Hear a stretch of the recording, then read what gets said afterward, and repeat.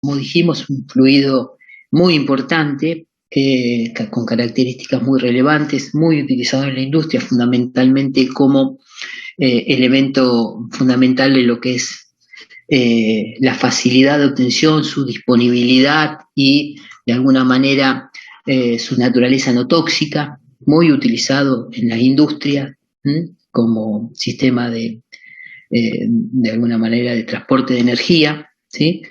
Ya sea con fines, como dijimos, de alguna manera destinado a lo que es el calentamiento en procesos industriales, desde la industria láctea hasta muchísimas industrias necesitan de alguna manera la utilización de vapor en sus procesos, también para la obtención de energía eléctrica en las centrales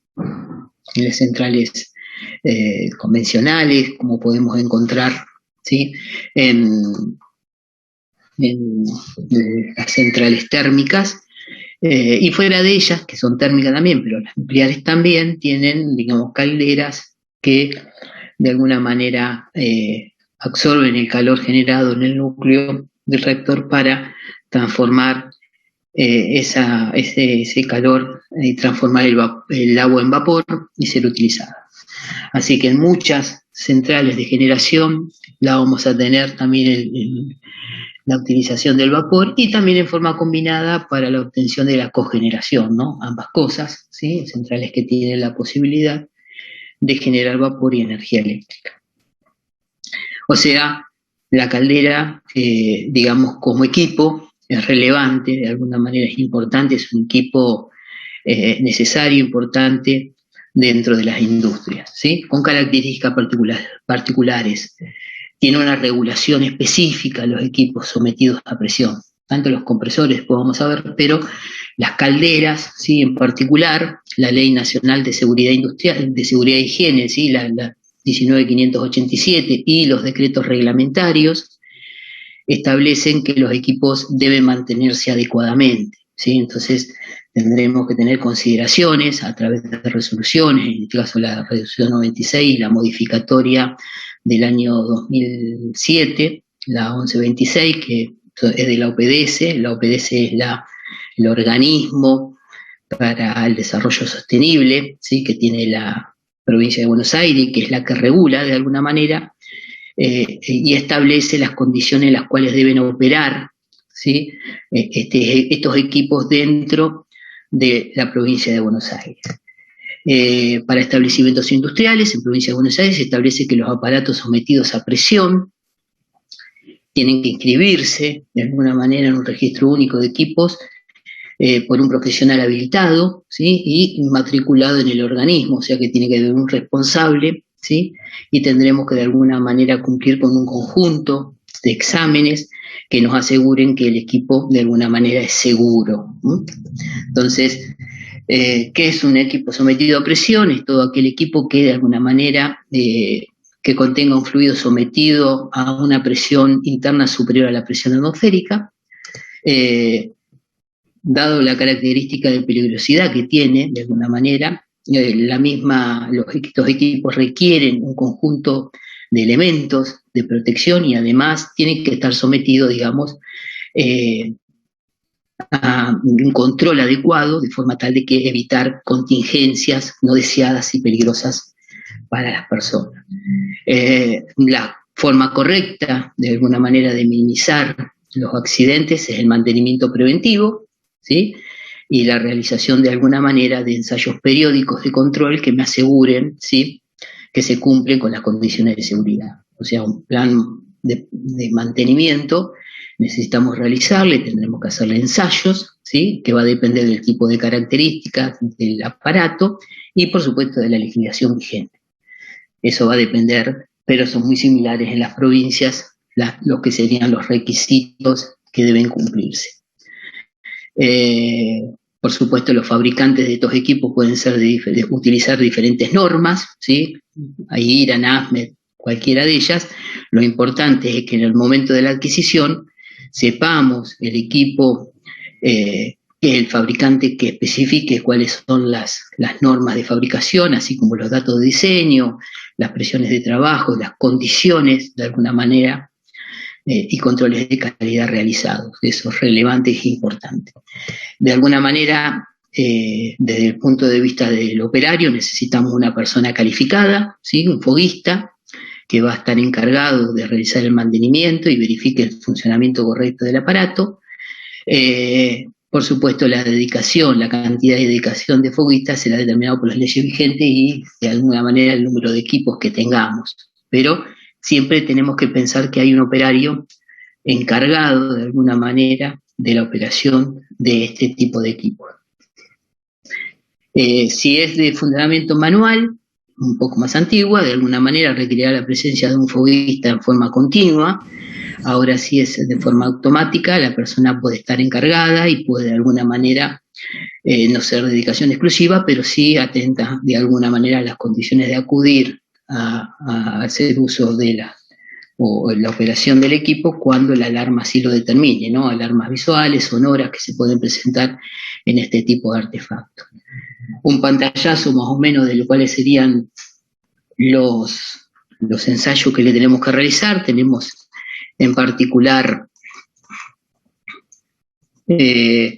una prueba hidráulica de tipo anual. En este caso el recipiente se le ingresa agua de alguna manera con una presión interna mediante una bomba manual, y se verifica el funcionamiento correcto de las válvulas y la no existencia de fisuras y o pérdidas que se pueden presentar, ¿sí?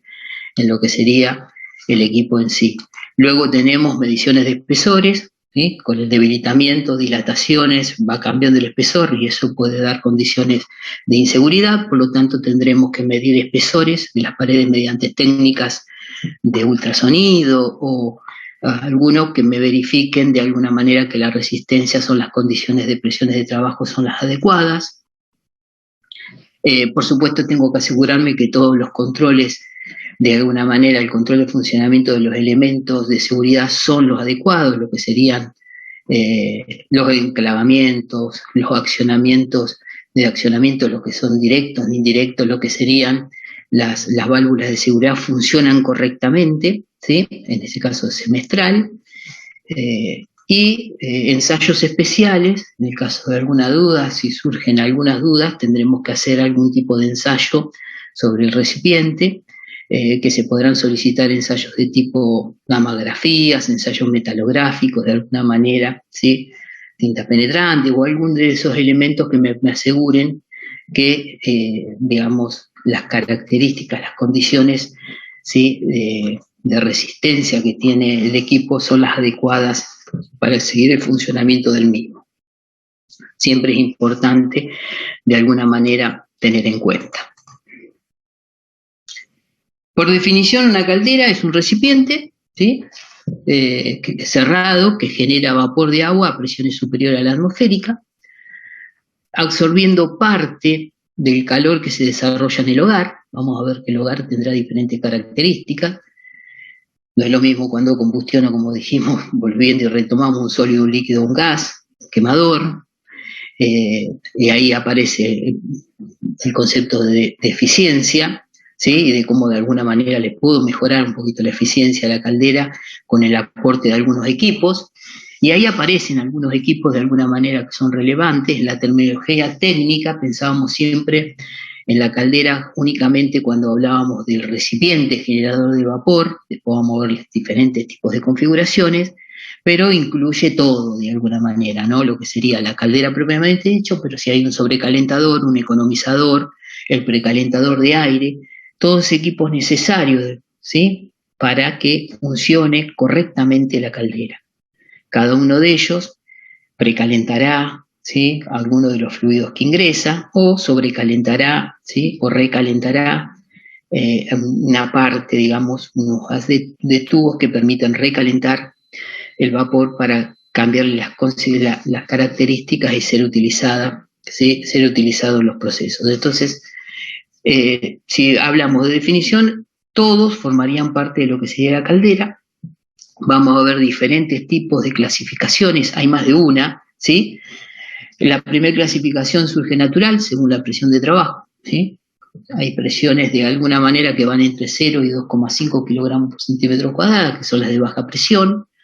¿sí? La de media presión entre 2,5 y 10 kilogramos, alta presión de 10 a 220 kilogramos, ya cambian de alguna manera, ¿sí? Hasta acá estamos hablando de calderas de tipo humotubulares, las de alta presión de 10 a 220 kilogramos, y ya después empezamos a hablar de supercríticas, ¿sí? Estamos hablando ya importantes, más de 220 kilogramos por centímetro cuadrado, una central, por ejemplo, de generación.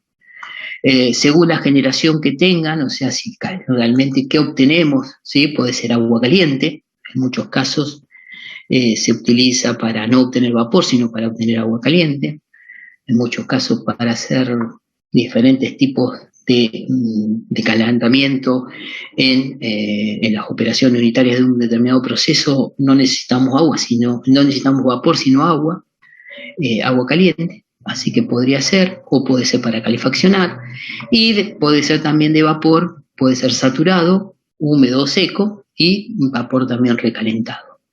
Esa es la primera clasificación, de alguna manera, de las que podríamos encontrar. También es una segunda clasificación según la circulación natural.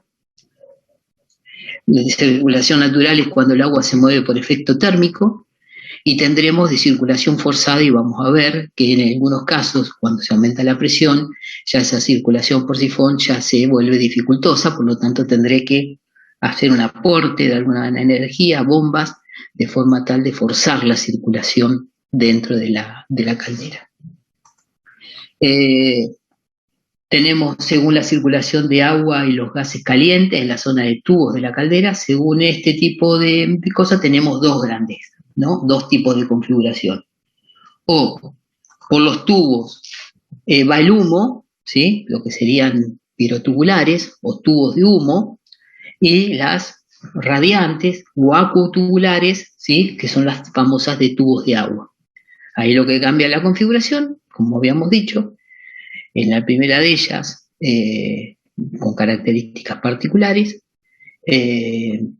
no con tanta presión de alcance, ni tampoco tanto caudal, pero sí, de alguna manera, muy utilizada en las industrias, ¿sí? Y la acuatubular, con la posibilidad de obtener ya presiones más importantes, temperaturas más importantes, más asociada a centrales importantes, digamos, de generación de energía eléctrica, por ejemplo, o cogeneración. Otra clasificación es dependiendo del material que combustiono. Como dijimos, ya habíamos definido que los combustibles sólidos con carbón, bagazo o material vegetal tiene ventajas, como habíamos dicho, de bajo precio, en algunos casos gratis, como habíamos dicho, de tratarse de la caña de azúcar en la industria azucarera, pero de ventajas con respecto a operar la forma de alimentar el carbón o alimentar de alguna manera ese bagazo, la suciedad que se genera y las cenizas, ¿sí? Muy difícil el control de la combustión. Luego tenemos los líquidos, como dijimos, deben ser atomizados para facilitar la mezcla con el aire al momento de darse la combustión. En ese caso necesitaría hacer un aporte también de energía, atomizarlo de alguna manera en forma centrífuga, atomizarlo con vapor, atomizarlo con aire, de forma tal de obtener unas gotas pequeñas que faciliten y vuelvan más eficiente la combustión. Tendré que ser bombeado de alguna manera, ¿sí? Desde el lugar de almacenamiento al quemador. Finalmente, como dijimos, los gaseosos, como el gas natural, ¿sí? O gas envasado, son mucho más fáciles de controlar la combustión, como habíamos hablado, y no tienen ningún tipo de residuo, ¿no? Que es lo que es más importante. La gran dificultad que tiene es, digamos, por tratarse de un combustible con mucha volatilidad, es la posibilidad de generar zonas explosivas de alguna manera, por lo tanto tendré que tener los recaudos necesarios, ¿sí? Para evitar que se produzcan fugas. Pero bueno, otra clasificación es dependiendo el tipo de combustible que utilice. Algunas de ellas preparadas para hacer un uso de alguna manera de dos tipos de combustible. Si está preparado el quemador, ¿sí? Se podría hacer uso de gas o se podría hacer uso de gasoil o fuel oil en un quemador, ¿sí? Están preparados para de alguna manera llevar adelante, digamos, la combustión con esos dos tipos de combustibles. Habíamos visto las características de cada uno de ellos. Una que utiliza, como vimos la anterior vez, un bagazo, leña, y una instalación que utiliza gas, ¿no? Mucho más prolija, mucho más ordenada. Calderas del tipo homotubulares, en este caso, o de vasija, la que está a la izquierda. También, de alguna manera, ¿no? Esto tenemos que siempre pensar en no solamente el uso, sino el mantenimiento y el espacio que necesitamos para ir a acumular el combustible que vamos a utilizar. Entonces, es también un concepto a tener en cuenta cuando yo diseño las instalaciones y diseño los espacios necesarios para llevar adelante la operación. Según el tiro, otra clasificación, o sea que si el tiro será forzado, ¿sí? Vamos ahí a analizar lo que sería cómo ingresa el aire de combustión y la salida de los gases producto de la combustión. De alguna manera, como dijimos, en el hogar se va a producir la combustión, el quemador va a estar en contacto con el aire primario y secundario, se va a generar la combustión, de alguna manera un aporte va a ir directamente a calentar, precalentar de alguna manera agua para que se transforme en vapor, y otro va a tener salida directamente a la atmósfera. Por lo tanto, tendré que ver cómo realizo ese tiraje. Como dijimos, necesitamos que asciendan. Esos gases tan calientes van a ascender porque tienen menor densidad, van a escapar, y para cuando escapen necesito generar una succión de forma tal de que me ingrese aire, ¿sí?, en la cámara de combustión, de forma tal de que se pueda renovar el aire y generar nuevamente la combustión. Para eso yo puedo forzarlo de alguna manera, asistido por ventiladores. En este caso yo fuerzo, digamos, la entrada de aire, o mediante ventiladores en la parte superior de la caldera, lo que hago es succionar, genero una depresión de forma tal de que pueda, ¿sí?, generar esa succión.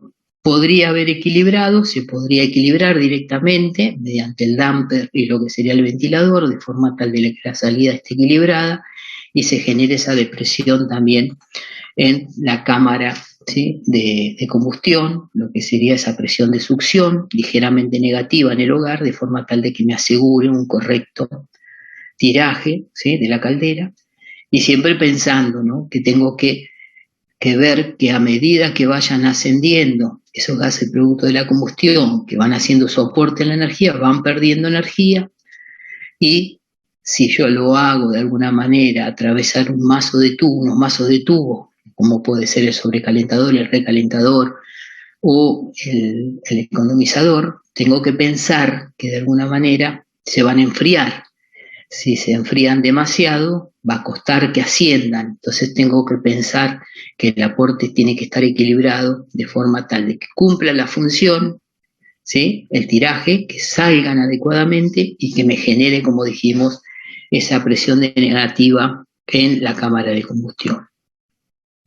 Un concepto que es importante tener en cuenta es lo que sería la superficie de calefacción de las calderas, o sea, es la parte de la superficie de transmisión de calor del generador de vapor que está expuesta por un lado a la llama y a los gases de combustión, y por el otro lado al líquido que se calienta, ¿sí? Tengo que tener en cuenta eso. La medición de la superficie se hace del lado que recibe calor, y ahí aparece el concepto de lo que sería producción específica de vapor o vaporización específica, que es la producción de vapor en kilogramos hora sobre la superficie de calefacción en metros cuadrados, y eso va a depender del tipo de configuración, el tipo de caldera, teniendo valores que pueden ir desde 20 para calderas homotubulares de hogar interior hasta más de 80 para calderas radiantes, ¿sí?, que son las acuatubulares. Entonces, es digamos, un valor importante a tener en cuenta. ¿Por qué? Porque yo lo que voy a tratar de hacer es tratar de comprimir lo que más puedo el equipo Entonces tendré que aumentar la configuración de los mazos y la calefacción, la superficie de calefacción, para que la eficiencia sea la máxima posible. Por eso tendré que tener en cuenta, ¿sí?, este valor importante.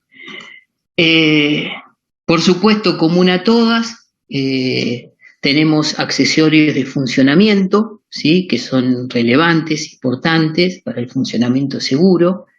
Deben poseer una serie de elementos o accesorios, ¿sí?, que permitan su utilización en forma segura, como puede ser, podemos hablar de lo que serían accesorios de observación, 2 indicadores de nivel, importante, las calderas humotubulares generalmente tenemos 2 indicadores de nivel, 1 o 2 manómetros para asegurarme que la presión es la correcta.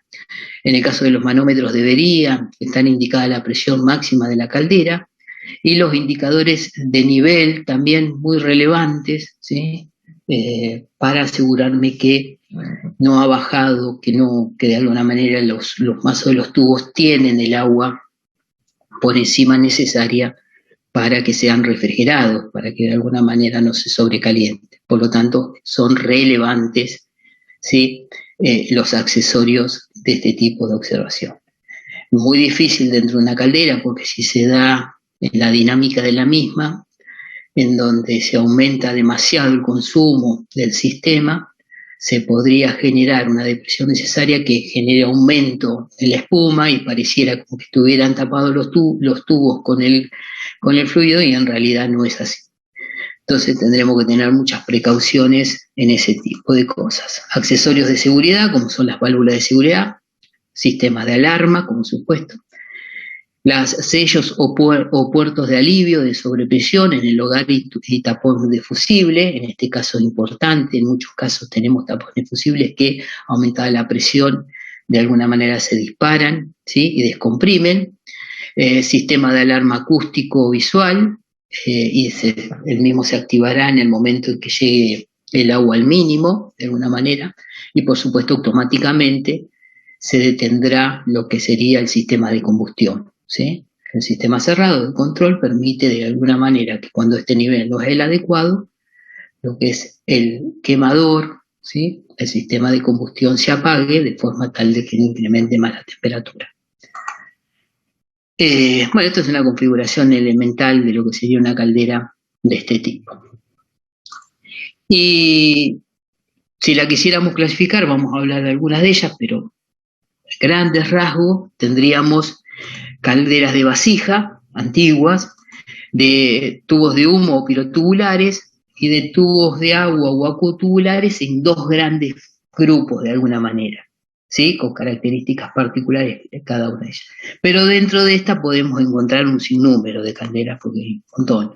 Aquellas que son de hogar interior, hogar exterior, ¿sí?, de alguna manera de diferentes tipos: calderas cilíndricas de hogar interior, de hogar exterior, calderas de tubo de humo, calderas de humo tubulares de hogar exterior, humo tubulares de hogar interior. Hay diferentes configuraciones de alguna manera, pero fundamentalmente lo que vamos a encontrar son los 2 grandes grupos, las características generales, las de tipo humo tubular y acuotubular.